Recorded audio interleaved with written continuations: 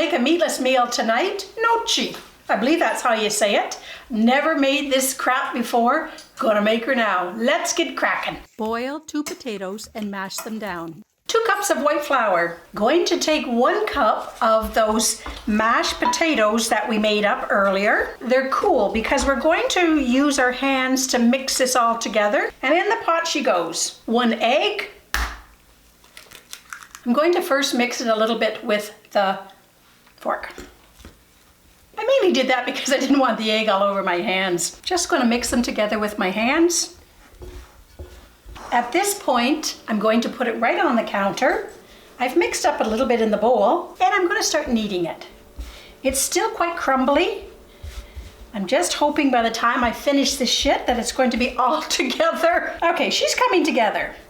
This is how I'm going to knead it. Push it down, turn it, push it down. Don't lose your patience, just take your time. I like to knead by grabbing the one end, pushing it down with my palms like that.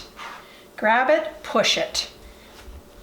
And there you have it, look at that, right? Perfect little ball. So far so good. That only took me about maybe 3 minutes. I'm just going to flatten that out like this. Cut it into 4 pieces. I'm going to put 3 of them aside.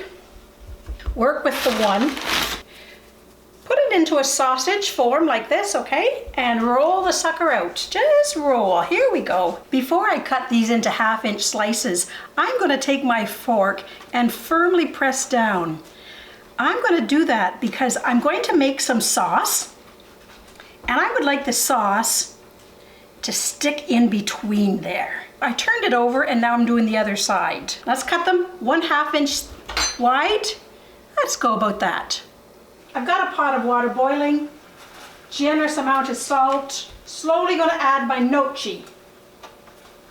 They're done when it comes to the surface. While the gnocchi is just cooling ever such a little bit, let's make a sauce. Let's put in some basil, rosemary, let's put in some parsley.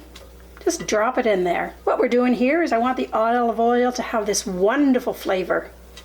Stir that around a bit and let's cook it for about 1 to 2 minutes. That's now a bit brown, so let's take these herbs out of the oil.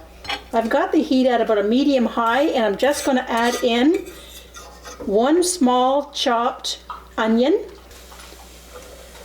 2 finely chopped or minced garlic cloves.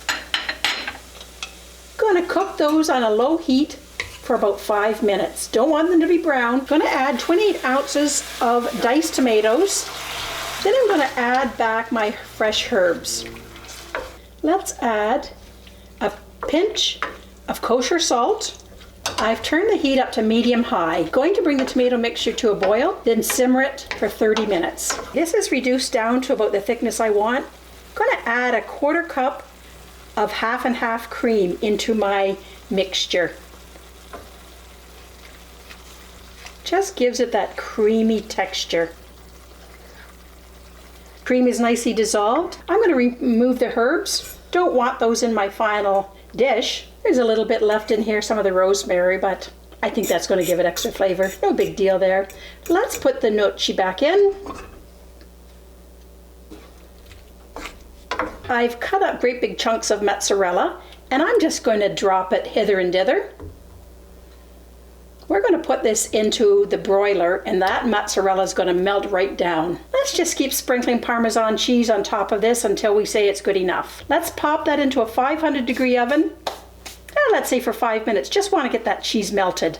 Do you know, my first time making gnocchi, I think I did a brilliant job. The gnocchi has even puffed up more having had it in the broiler. The mozzarella cheese is nicely baked in there, has a wonderful aroma. I just sprinkle a little bit of fresh basil on top. I tell you, I'm never going to buy gnocchi at the dollar store again because this was just too damn easy. Anyhow, get the hell out of my kitchen. Ciao for now.